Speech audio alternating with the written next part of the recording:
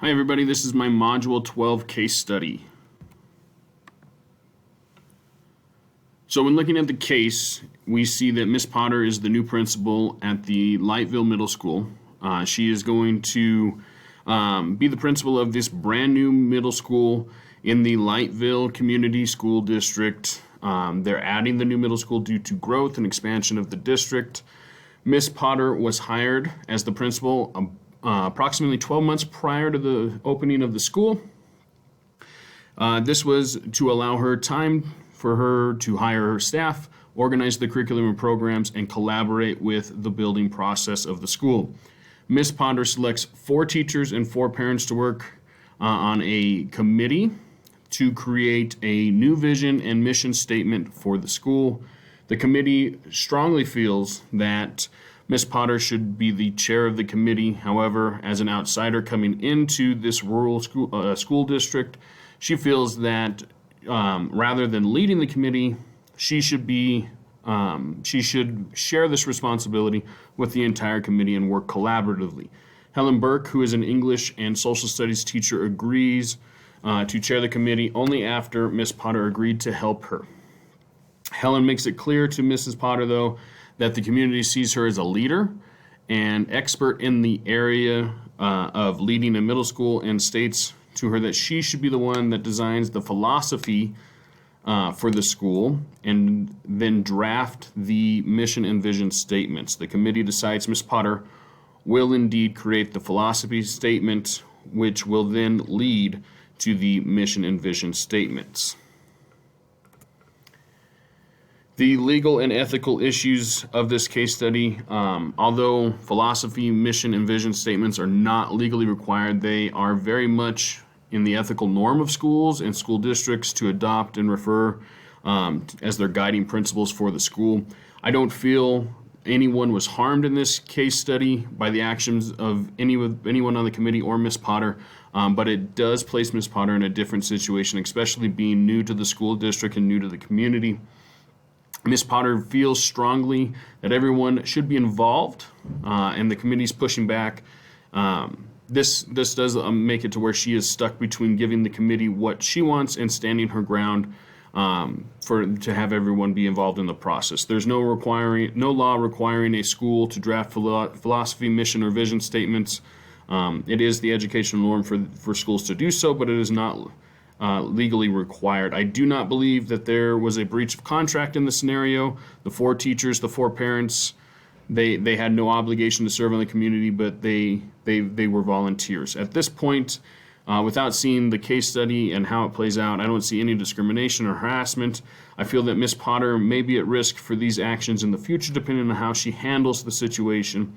Rather than discrimination or harassment, I feel that the treatment of Miss Potter by the committee borders on bullying or hazing to an extent to where they are continually pushing the chair of the committee onto her when she says that she wants it to share the responsibility. And we'll have to see if she will cave into it or stand up for it. So, looking at what exactly happened in this case study here. The advisory committee was tasked with drafting a vision, mission, and philosophy statement for the new middle school, and Miss Potter takes the lead and creates the draft of the committee to approve, while Miss Potter, as she is new to the school district and outside of the rural community, prefers the committee to draft the statements based on how they view their community, what the community sees as acceptable, and what their expectations and visions are for the future and the community of the school. The facts about the people. It is important that we gather all relevant facts before making a decision. So let's see about the people, what it is that we do know. The predominant rural school district has been in a recent shift of social and political environment. There's new families, young children, school-age children moving into the district and participating. These families are participating on the school board. You have the superintendent, Joe Rawlings, who agreed with the architectural firm to recommend a new middle school and urged the school board to adopt the plan. Miss Potter was named the new principal about a year prior to the school's opening, Miss Potter also hired mostly previous teachers and a few new teachers for the school, created an advisory committee to help draft a vision, mission, and philosophy statement for the new school. Her advisory committee consisted of 4 teachers and 4 parents from the community. Helen Burke is an English teacher and social studies teacher and was selected to be the chair to the advisory committee. The committee prefers that Miss Potter wrote the vision statement and presents them for approval. Miss Potter disagrees and wants the committee to collaborate and work and create these documents together. The committee voted 7-1-1 in favor of Miss Potter writing the documents. The 7 votes, 7 people voted for this on the committee. 1 parent abstained, and Miss Potter voted against being the chair. The things that we don't know is we don't know the superintendent or other administrators, teachers, parents, or other community members' stance on the matter, on whether or not she should be in charge of it. We do not know how the other schools in the district came across their mission, vision, and philosophy statements, if they worked together or if it was all on the principal. We don't know how much pull the school board has within its own school district and whether or not they're going to determine the mission and vision statements for them. We don't know much about the historical norms or customs within the community, other than Helen reiterating that they respect the administrators and expect them to be the leaders. And we also don't know how long the other administrators, such as Joe Rawlings, the superintendent, or the other principals, have been part of the community or held their positions. Looking at the facts as far as the place, Lightville Community School District serves 2 predominantly rural townships. The district currently has 2 schools, a K-6 elementary school and a 7 through 12 junior-senior high school. Mostly over 60% of the residents live on farms, and the school district population is increasing due to the demography of the land and lower land values in that area. The schools are having problems with space, with a growth of about 2% per year, prompting the idea of building the new middle school that Ms. Potter is in charge of now. The things that we don't know is we don't know the demographics of the school. We don't know we don't know the demographics of the community other than that they're 60% farmers. Also, we don't know the ages of the existing schools or their conditions. And now the facts of the program. Lightville Community Schools are public schools. We have, we know that there are currently 2 schools in Lightville, the K-6 Elementary and the 7 through 12 Junior Senior High School. The new middle school is going to encompass the grades 6 through 8. We know that the new middle school will be built in the same site as the existing 2 schools. The new middle school will be designed to hold 450 students as the district is continuing to grow, like we talked about, 2% per year. And we know that Ms. Potter is tasked with organizing the school's programs, including curriculum, extracurricular programs, and institutional approaches. Parts of the program that we do not know at this point is we do not know what type of funding and the amount that the school district or schools receive. We can assume that the school district's office offers a variety of curriculum that encompasses special education, English language learners, gifted and talented, but we do not know for sure. We do not know Mrs. Potter's preference on programming and curriculum and what she plans to bring into the new school. And lastly, we don't know if the community and school district are committed to adopting the middle school philosophy compared to the junior high philosophy. And now we look at what happened or what was said. Helen made it clear to Ms. Potter that the teachers, school board, and community respect and trust their administrators and look to them to make difficult decisions. We know that Helen stated that there are not mindless robots, and she and Mr. Kelby, a PE teacher, say they will tell Ms. Potter if they do not agree with her mission and vision or philosophy statements. And the committee is pushing hard to get Ms. Potter to draft these statements herself, even making a motion to vote on it. What's not necessarily said, but things that we can infer on, is that Ms. Potter wants everyone involved in the planning of the new school. She wants stakeholders. They don't seem to be she wants them to be a part of it and work collaboratively, which is something that it does not seem that they are used to. The school board does seem to have influences with the community as they campaigned for the new school. We don't know if the school board has influence within the school or with the current administration. And we also can infer that Ms. Potter got the impression from Helen that the committee would rubber stamp whatever she proposed and then ensure that the school board would also approve it and push it along. The committee is made up of teachers and parents, maybe testing Ms. Potter's limits with this.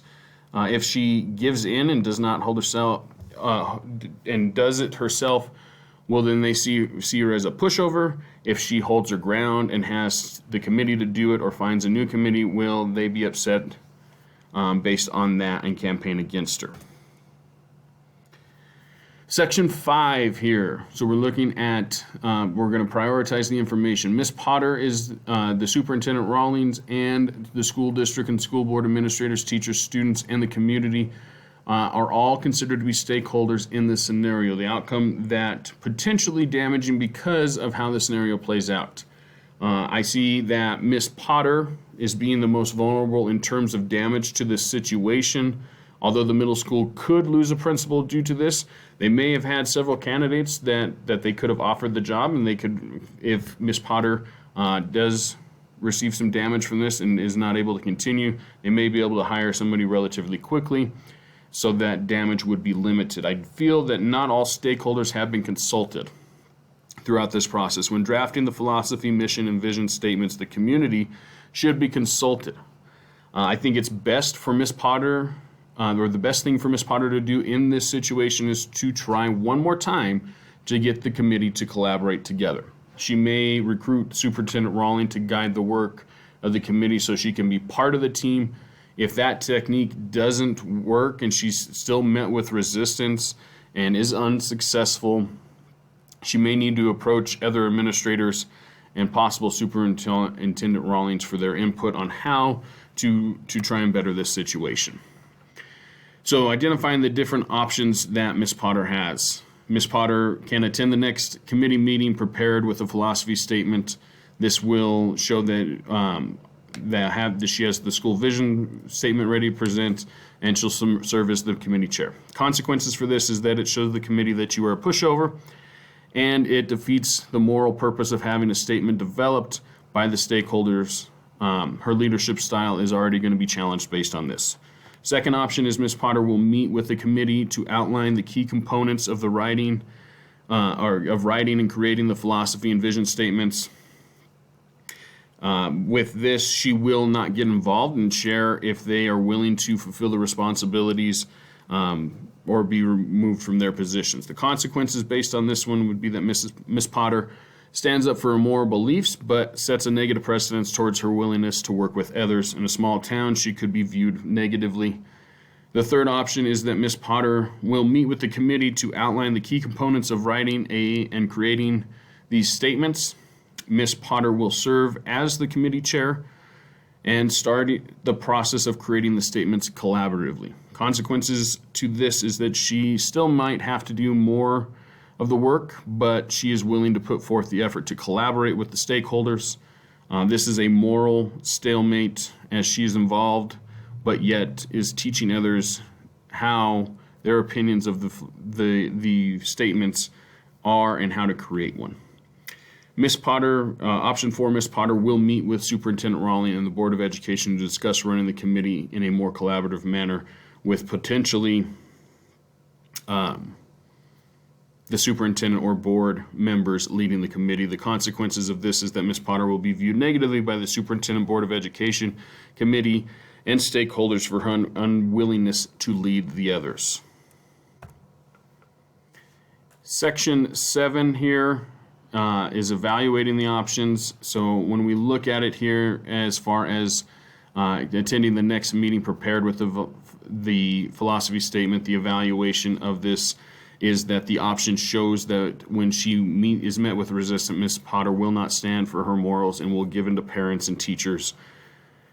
Looking at the second option that Ms. Potter has, the evaluation is that the option shows that she does not have does not get her way, and that she will end up having to remove the people from their positions